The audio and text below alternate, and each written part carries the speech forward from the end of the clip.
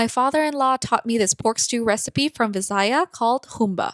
Everyone knows the iconic vinegared pork stew adobo, but this is her underrated counterpart. With many similarities but adapted to the taste of the region, we start off with preparing our pork by cutting them into decent sized chunks.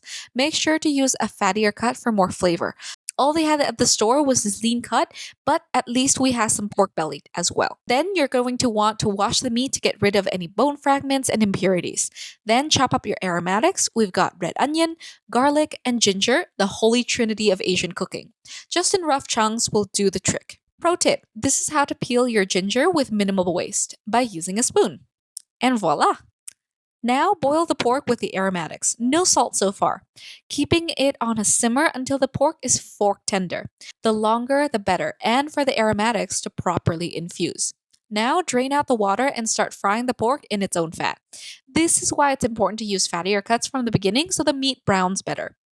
Once all of the water evaporates and the fat is rendered, it should start looking like this.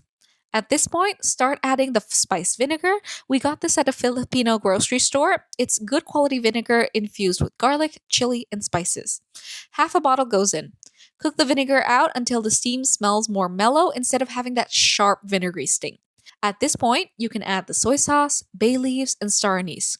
So far, it's quite similar to adobo until we add the fermented salted black beans, pineapple chunks, and pineapple juice for sweetness.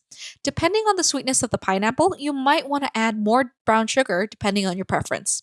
There's also traditionally banana blossom, but we went to 4 different stores and they all ran out. If you can find them, make sure to give this recipe a try. And that's it.